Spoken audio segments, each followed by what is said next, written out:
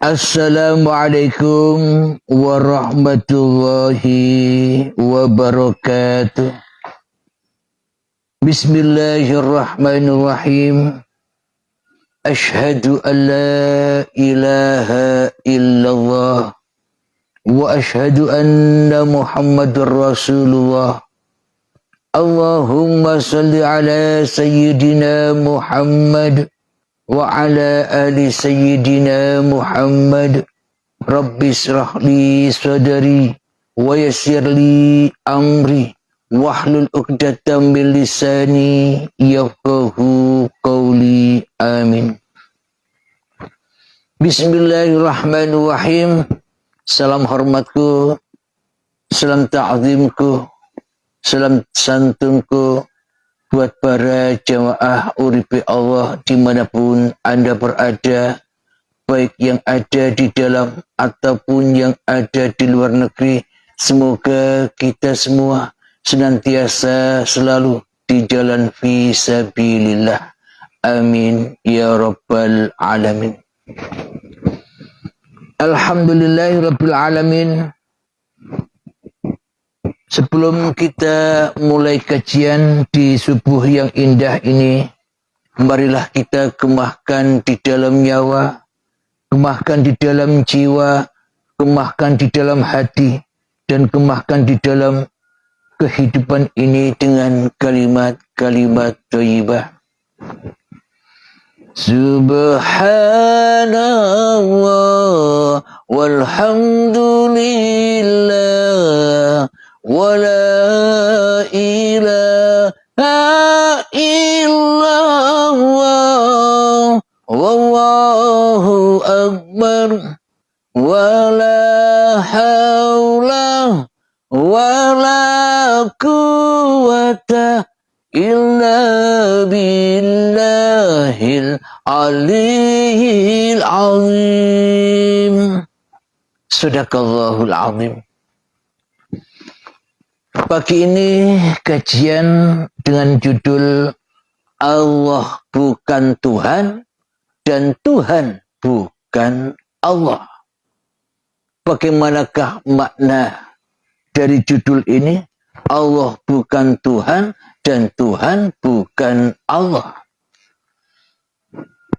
Selama ini ketika kita merasa ada, kita merasa wujud, kita merasa yang paling hidup daripada wujud ada dan hidupnya Tuhan. Nama-nama Tuhan apapun yang disebut, versi agama manapun, nama-nama Tuhan itu ya semuanya percuma saja. Hanya sebut-sebutan Tuhan saja. Hanya sebut-sebutan Allah saja. Hanya sebut-sebutan Allah saja yang tak akan pernah ada imbasnya sedikit pun di dalam hati kita selama ini. Sementara kita yang jadi Tuhannya di dalam hati kita selama ini. Jadi kita selama ini hanyalah pemabuk agama saja. Kita selama ini hanyalah pemabuk nama-nama Tuhan saja. Kita selama ini hanya pemabuk zikir-zikir yang tak tentu arahnya saja. Berzikir yang tak tahu tujuan untuk berzikirnya. Mabuk di dalam hawa nafsu kita sendiri. Mabuk di dalam puji-pujian hawa nafsu kita sendiri. Mabuk di dalam kebanggaan-kebanggaan hawa nafsu kita sendiri. Mabuk di dalam kemuliaan hawa nafsu diri kita sendiri. Mabuk di dalam agama yang kita peluk sendiri, seolah-olah diri kitalah yang paling benar di dalam beragama, seolah-olah diri kitalah yang paling benar di dalam bertuhan. Akan tetapi kenyataannya kitalah yang paling buruk di dalam beragama dan di dalam bertuhan selama ini, ketika kita masih ada dan terwujud sebagai penguasa, terwujud sebagai Tuhan, terwujud sebagai Raja di rajanya hati kita, di hati kita selama ini. Jadi beragama ataupun bertuhannya selama ini hanya menambah dan menambah jauh dari hakikat Tuhan itu sendiri. Hakikat siapa yang bernama Allah, Allah itu sendiri. Jadi percumalah kita membahas kata-kata nama Tuhan, membahas kata-kata Allah, membahas kata-kata Allah. Sementara di dalam hati kita, kitalah yang jadi Allahnya. Sementara di dalam hati kita lebih wujud hawa nafsu kita sebagai Allah, sebagai Tuhan, daripada Tuhan itu sendiri. Inilah ketersesatan kita semua umat manusia, termasuk saya sendiri selama ini. Di dalam bertuhan, di dalam melaksanakan agama, akan tetapi sejatinya diri kita, di hati kita tak ada Tuhan sedikit pun, tak ada Tuhan satu pun, tak ada Tuhan yang kita esakan di dalam hati kita kecuali hawa nafsu kita sendiri, kecuali kitalah yang mentuhani Tuhan selama ini. Alhamdulillahirabbil alamin. Sebelum kita lanjutkan, marilah kita awali dengan menghening-heningkan diri manusia kita, mensunyi-sunyikan diri manusia kita, menggelap-gelapkan diri manusia kita, agar kita ketemu, agar kita jumpa, agar kita bisa menyaksikan siapa hakikat dirimu, siapa hakikat sejatimu, maka nyatalah hakikat siapa yang disebut-sebut Tuhan, siapa yang disebut-sebut Allah yang sebenar-benarnya, dan bukan hanya nama belaka. Mengheningkan cipta, mulai, silakan.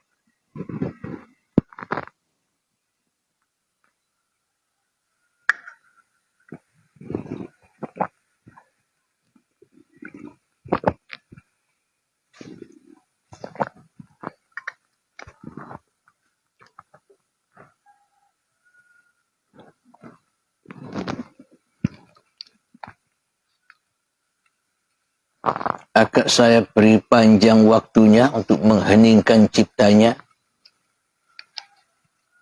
Silakan mati-matikan dirimu, sunyi-sunyikan dirimu, gelap-gelapkan dirimu, tiada-tiadakan dirimu, hancur-hancurkan dirimu, sirna-sirnalah dirimu di hatimu, agar kita tahu siapa Tuhan, siapa penguasa itu.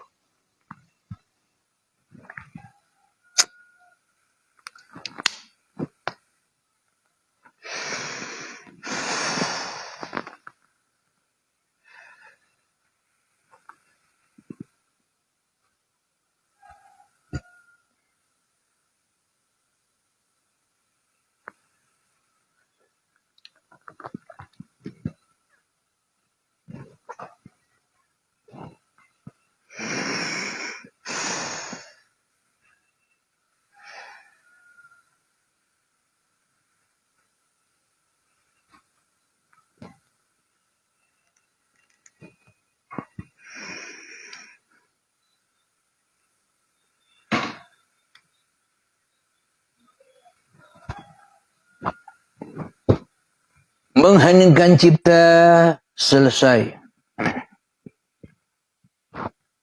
Alhamdulillahirabbil alamin.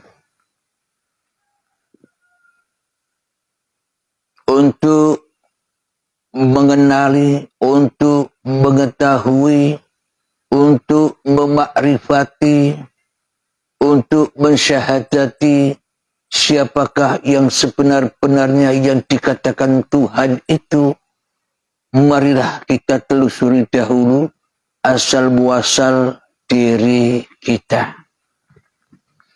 Saya Abdul Halim berusia 50 tahun yang lalu. Lahir 50 tahun yang lalu. Ketika saya belum terlahir ke dunia ini 50 tahun yang lalu, itulah Tuhan itu. Jadi ketika kita belum ada, ketika kita belum wujud, ketika kita belum hidup, ketika kita belum berkuasa di muka bumi ini itulah yang disebut Tuhan. Ketika kita belum ada, ketika kita belum nyata, seperti sekarang ini. Jadi bagaimana mungkin kita bisa menyaksikan Tuhan, bisa menyaksikan kenyataan Tuhan, bisa menyaksikan kehidupan Tuhan, bisa menyaksikan kebesaran Tuhan, bisa menyaksikan kemaha luasan Tuhan. Sementara di dalam hati kita, kitalah yang paling wujud daripada wujudnya Tuhan. Kitalah yang paling hidup daripada hidupnya Tuhan. Kitalah yang paling maha kuasa daripada kuasanya Tuhan. Kitalah yang maha besar daripada besarnya Tuhan. Ya, kita tak akan bisa menyaksikan kebesaran Tuhan selagi diri kita yang maha besar di dalam hati kita. Jadi kapankah Tuhan itu wujud? Kapankah Tuhan itu hidup? Kapankah Tuhan itu berkuasa atas diri kita? Ketika kita tidak wujud lagi. Ketika kita tidak hidup lagi. Ketika kita tidak berkuasa lagi. Dan ketika kita sudah tak maha besar lagi keberadaan diri kita di hati kita. Itulah wujud Tuhan. Itulah yang dikatakan sebagai Tuhan.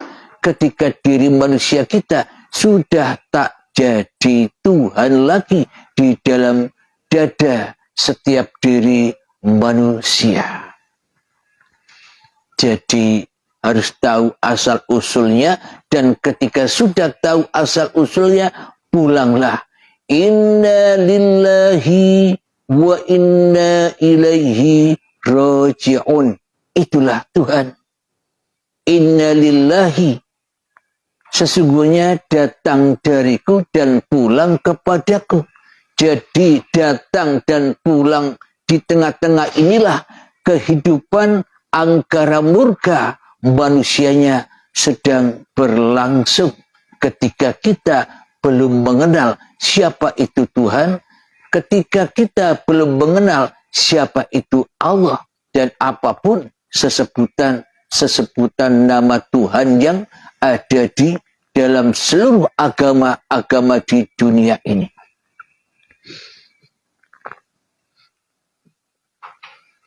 Dan bagaimana mungkin kita dapat mengenal Tuhan sementara kita lebih kenal hanya kepada hawa nafsu kita sendiri yang duduk sebagai iblis dan syaitan yang selalu jauh, yang selalu mensekutukan Tuhannya.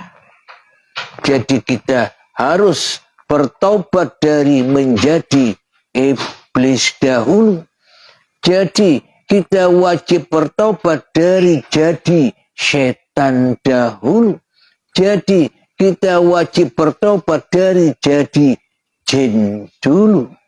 Sehingga akan menjadi manusia kembali insan kamil.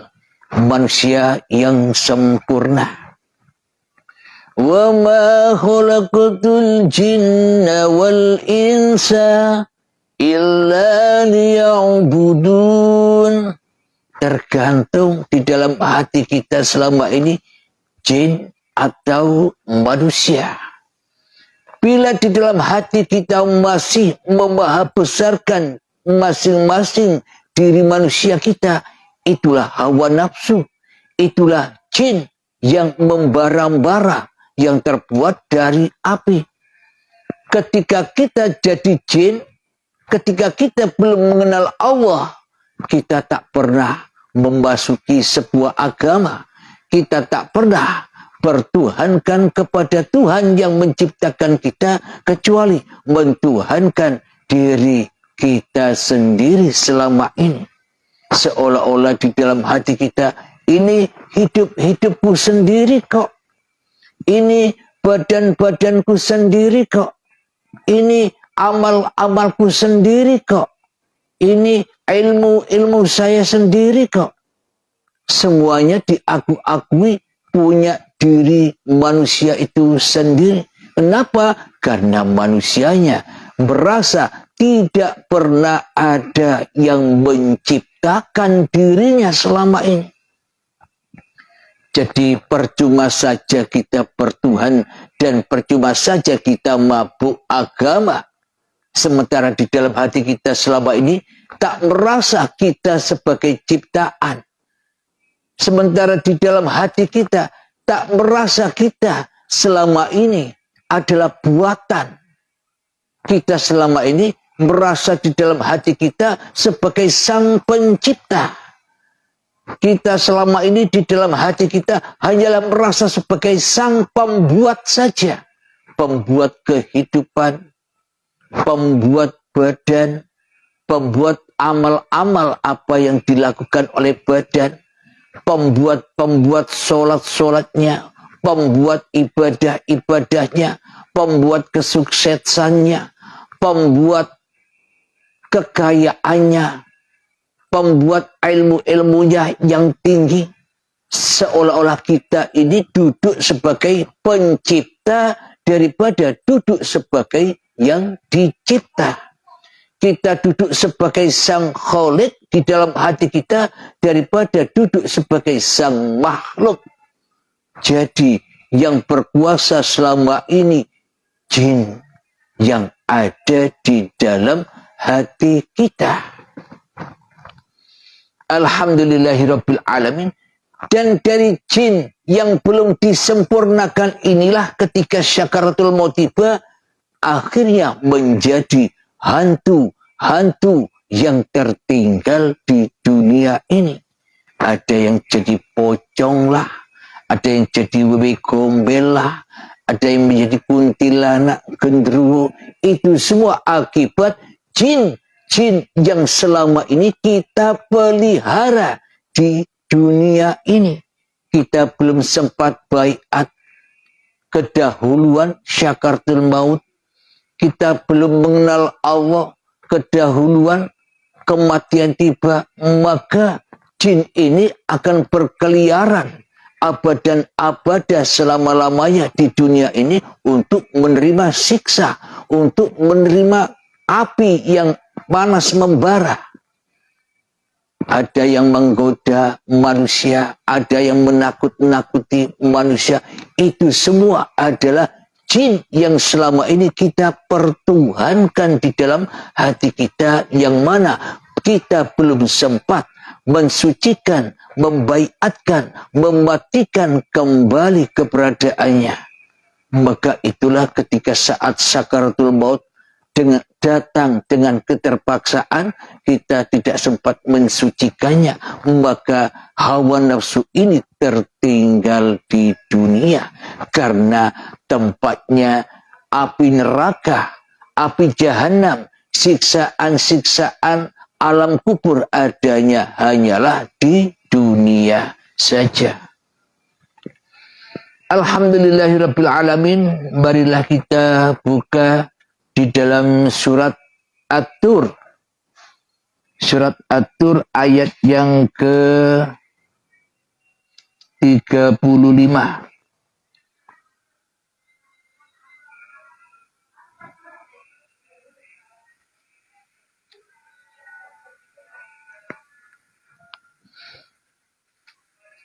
A'udzu billahi minasyaitonir rajim. Bismillahirrahmanirrahim. Tolong suara yang lain dikecilkan itu.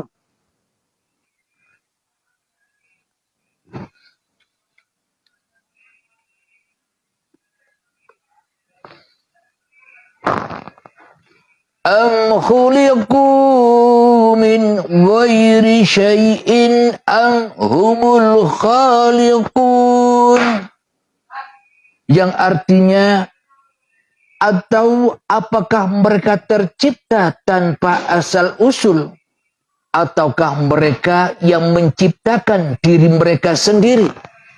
Cocok pas dengan apa yang kita kaji di depan. Selama ini kita merasa jadi sendiri. Selama ini kita merasa menciptakan sendiri kehidupan dan badan kita, apalagi di antaranya, apalagi di dalam kehidupan ini, semua aktivitas, semua keadaan seolah-olah hanya kita yang menciptakan sendiri keadaan-keadaan kita. Bagaimana mungkin kita bisa beragama kepada Tuhan yang telah menciptakan kita? Semua sesebutan Tuhan dan Allah yang kita sebut-sebut selama ini hanyalah dusta-dusta belaka. Maka dari itu kami beri judul Allah bukan Tuhan, Tuhan bukan Allah. Percuma dikatakan Allah sebagai Tuhan jika di dalam hati kita yang jadi Tuhan hanyalah diri kita sendiri selama ini.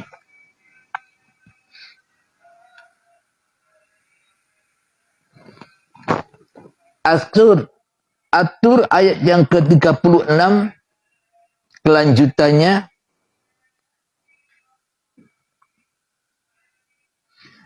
Am khalaqus samawati wal ard bal la yuqinun. Ataukah mereka telah menciptakan langit dan bumi? Sebenarnya mereka tidak meyakini apa yang mereka katakan. Jelas sudah. Selama ini kita mengaku, aku agama Islam, Tuhannya Allah, aku agama Nasrani, Tuhannya Allah, aku agama Yahudi, Majusi, Sabi'in dan sebagainya. Itulah karena kita selama ini sebenarnya tidak yakin dengan apa yang kita katakan. Karena kita lebih yakin kepada jin. Karena kita lebih yakin kepada hawa nafsu kita sendiri yang kita dudukkan sebagai pemimpin diri kita sendiri di dalam kehidupan ini.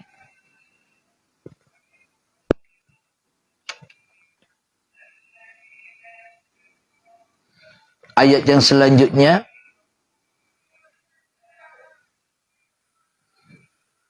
ke-37. Ayat yang ke-37.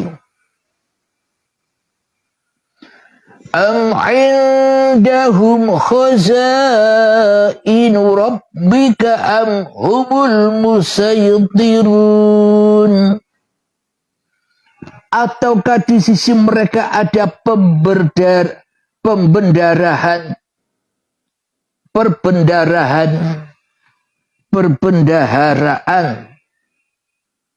saya ulang lagi, ataukah di sisi mereka ada perbendaharaan Tuhanmu, ataukah mereka yang berkuasa?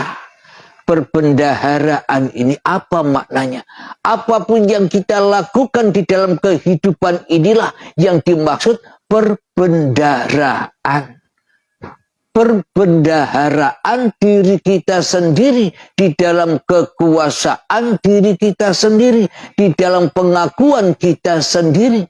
Mana mungkin manusia kembali kepada perbendaharaan Allah, sementara manusianya merasa berkuasa sendiri atas kehidupannya selama ini.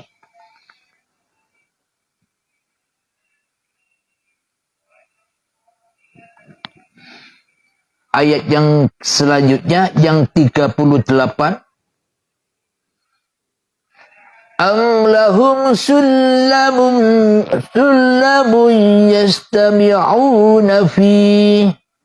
falyati mustami'uhum bisultanin mubin.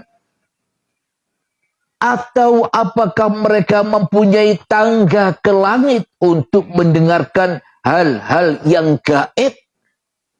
Maka hendaklah orang yang mendengarkan di antara mereka itu datang membawa keterangan yang nyata. Maknanya mendengarkan berita-berita yang gaib. Selama ini sebelum kita mendengar paparan-paparan uripi Allah, babakan tentang ketuhanan ini kan gaib. Babakan ketuhanan ini kan tidak kita ketahui sebelum kita mengenal di dalam paparan-paparan uripi Allah.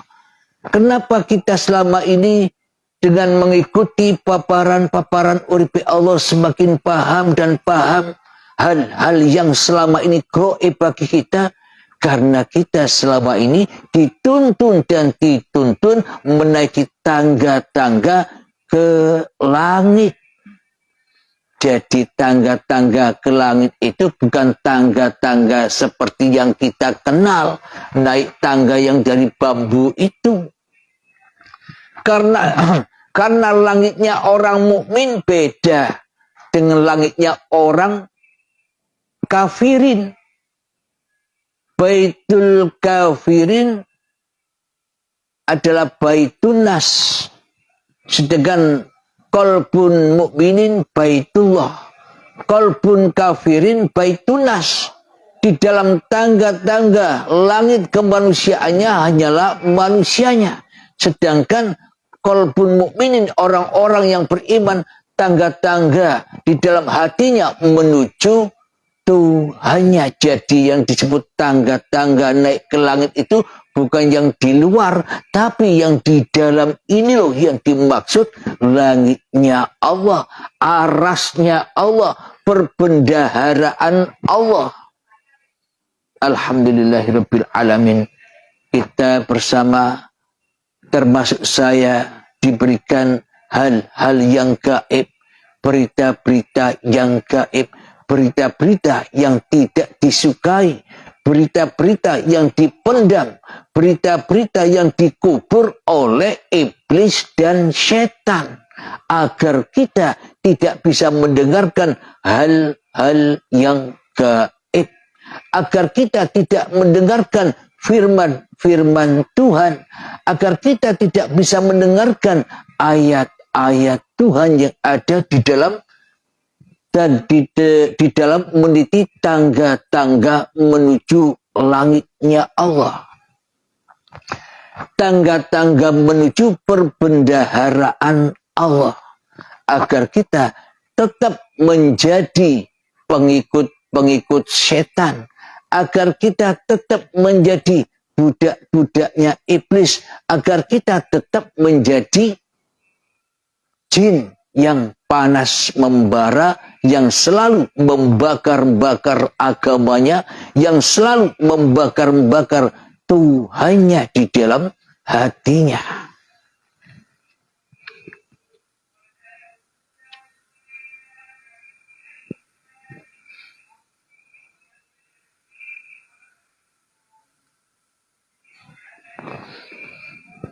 Subhanallah, maha benar Allah dengan segala firman-Nya. Mari kita buka lagi di dalam surat Al-Imran ayat yang ke-190. Jadi selama ini perbendaharaan kita adalah hawa nafsu kita sendiri, yang kita merasa paling ingat hanyalah kepada diri kita sendiri daripada kepada Tuhan. Karena yang kita pertuhankan di dalam diri kita hanyalah diri kita sendiri. Hawa nafsu kita sendiri kita dudukkan, kita pais-paisi, kita unggul-unggulkan untuk menjadi pemimpin, untuk menjadi Tuhan di dalam hati kita. Sehingga ketika kita duduk, yang kita ingat hanyalah diri kita sendiri. Ketika kita minum, yang kita ingat hanyalah diri kita sendiri yang bisa minum.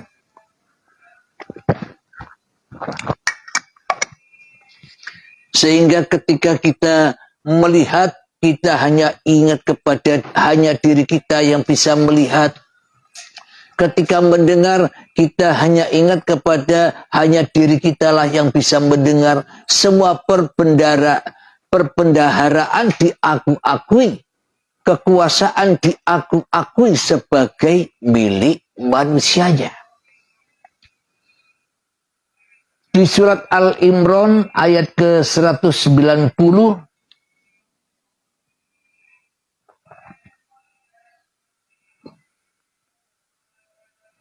Bismillahirrahmanirrahim.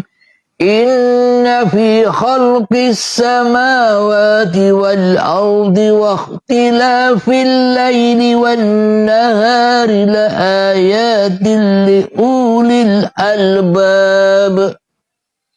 Yang artinya, sesungguhnya dalam penciptaan langit dan bumi dan pergantian malam dan siang terdapat tanda-tanda kebesaran Allah bagi orang-orang yang berakal. Jadi apa makna dari kebesaran Allah di dalam siang dan malam itu? Coba kita logikakan di dalam hati kita. Bila kita tidak hidup, apakah kita tahu siang dan malam? Apakah ketika kita tidak hidup, kita tahu kebesaran alam semesta ini? Ketika kita tidak hidup, apakah kita tahu betapa berkuasanya kehidupan ini? Bisa duduk, berdiri, diam, mandi, sholat, ibadah, bekerja, dan sebagainya. Berarti siapakah Tuhan yang dikatakan sebagai atau bernama Allah, Allah, Insun, dan sebagainya itu? Dialah Allahu la ilaha illa huwal hayyul qayyum.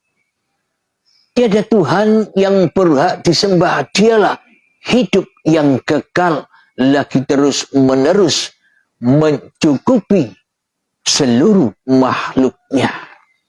Jadi yang kita sebut-sebut Tuhan itu adalah hidup yang selama ini kita aku sebagai hidup diri manusia kita. Sementara kita mengaku-akui hidup ini adalah hidup kita, badan ini adalah badan kita. Selamanya kita tenggelam di dalam kesyirikan, tenggelam di dalam kemusyrikan, tenggelam di dalam persekutuan dan persekutuan kita terhadap Tuhan yang telah menciptakan kita. Kita selama ini menyerupai Tuhan, tapi kita tak merasa bahwa kita selama ini merasa jadi Tuhannya hidup dan badan ini. Karena kita telah menjadi budak-budaknya iblis dan setan, maka tertutuplah mata, telinga, pikiran, hati kita terhadap asal-usul dari mana kita datang. Asal-usul dari mana kita tercipta. Kita lanjutkan ayatnya yang ke-191 di dalam surat Al-Imran.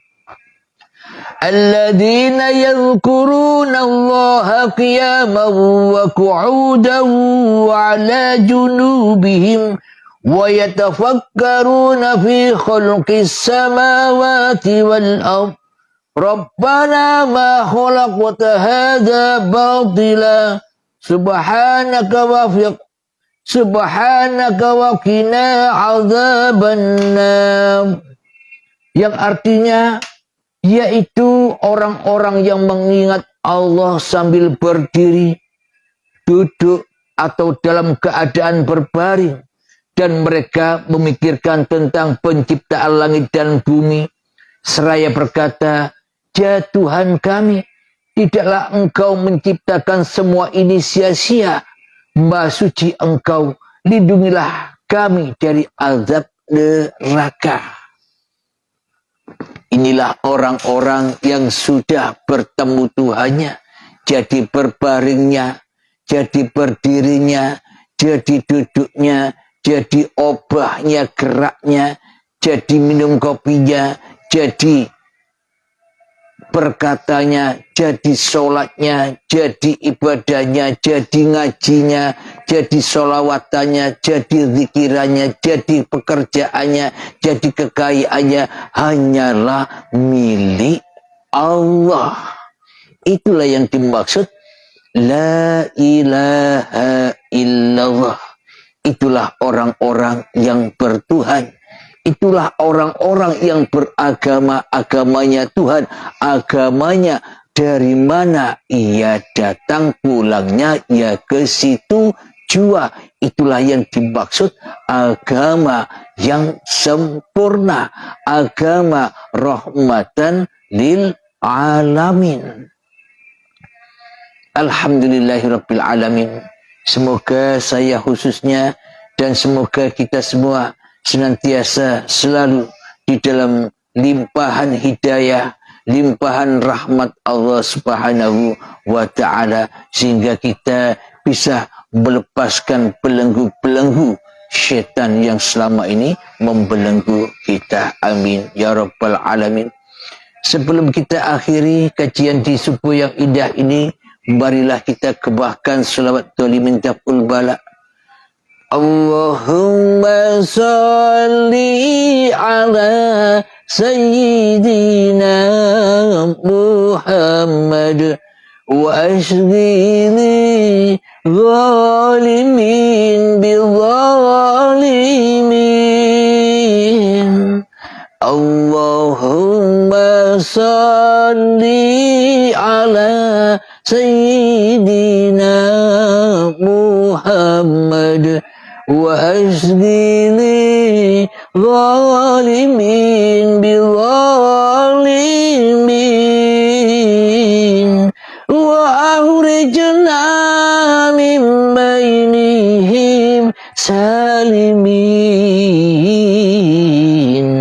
wa ala alihi wa sahbihi ajma'in.